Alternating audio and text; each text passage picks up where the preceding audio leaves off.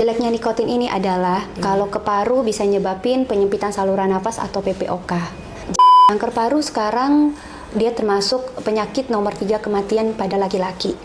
Ternyata ada fun fact-nya nih. Rokok elektronik atau elektrik, baik sejenis vape ataupun pod, itu efek sampingnya sama.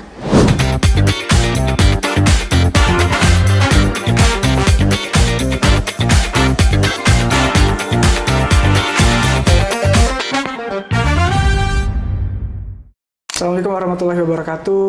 Halo Sobat Listeners. Pada hari ini, tanggal 31 Mei, kita memperingati Hari Tanpa Tembakau Sedunia.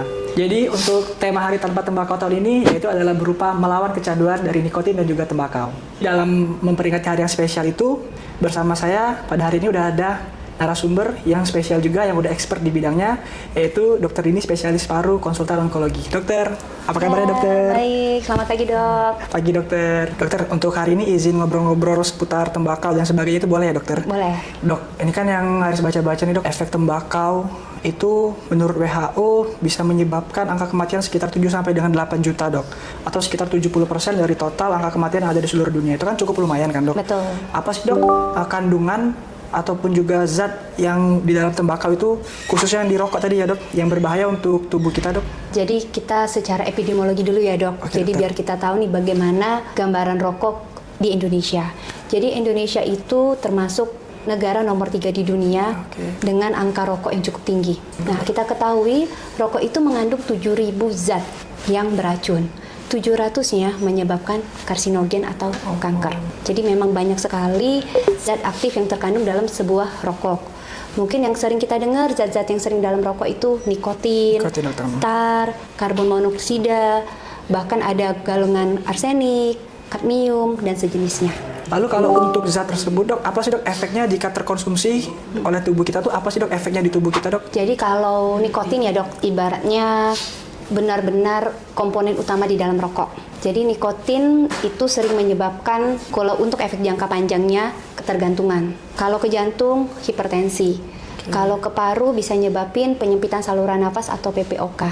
Jeleknya nikotin ini adalah, nikotin ini menyebabkan jadi efek rasa sensasi semu, rasa kebahagiaan semu, kita menjadi lebih bahagia, lebih konsentrasi. Karena ketika kita menghisap nikotin, reseptor alfa 4 beta 2 kita itu meningkat 300 kali lipatnya. Dengan peningkatan itu dia merilis dopamin itu cukup tinggi, sehingga efek yang didapatkan dalam tubuh kita tuh rasa bahagia, konsentrasi itu cukup tinggi.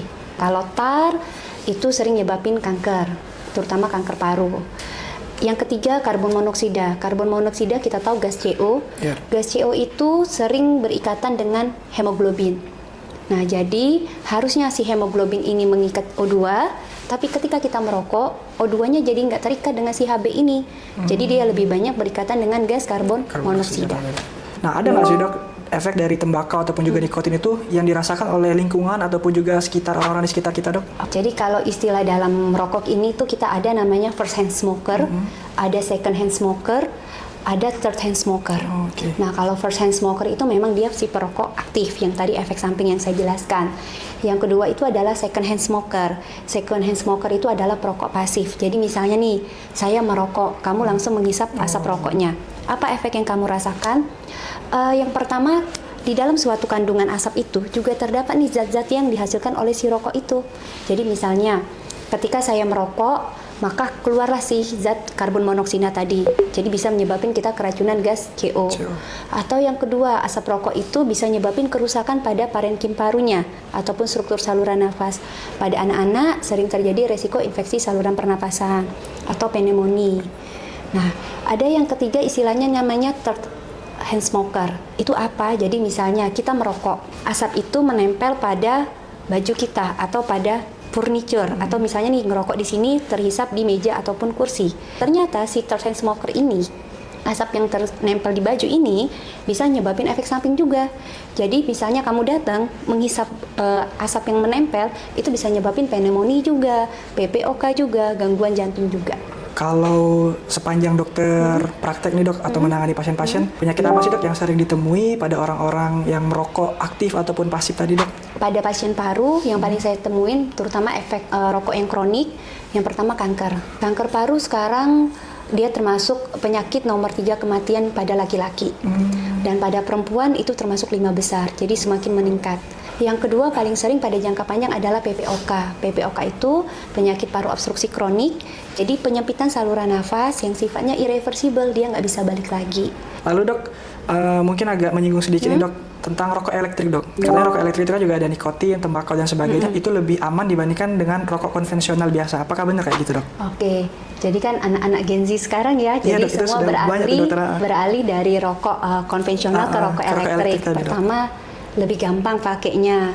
Yang kedua, baunya lebih wangi. Benar, nah, dan lebih, wah bisa di dalam ruangan pun juga benar, bisa. betul. Ternyata ada fun fact-nya nih. Rokok elektronik atau elektrik, baik sejenis vape ataupun pods, itu efek sampingnya sama dengan rokok konvensional. Ya, jadi kalau orang selama ini pikir, oh vape itu sama sekali tidak ada nih kandungan nikotinnya, tidak ada kandungan tarnya, aman, ternyata salah. Jadi sudah ada dari WHO, bahkan dia sudah melarang penggunaan vape ataupun pod. Karena ternyata penelitian-penelitian juga menunjukkan efek sampingnya sama. Mungkin dari teman-teman ataupun sahabat Nusiners ini ada yang memang merokok konvensional ataupun juga merokok elektrik dok. Yang banyak dipertanyakan nih, apakah bisa sih dok kita lepas ataupun kita berhenti dari merokok itu dok? Jadi ada yang namanya kecanduan ya, kecanduan merokok. Bisa nggak sih kita lepas sebenarnya? Bisa sebenarnya.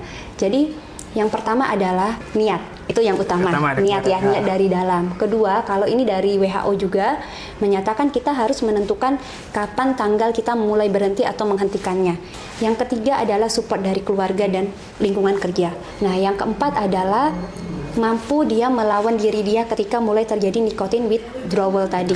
Nah, yang kelima tentunya lebih mendekatkan kepada agama. Yang keenam, jika terjadi sesuatu segera hubungin ke dokter atau kesehatan. Yang ketujuh, ada namanya nicotine replacement therapy atau NRT.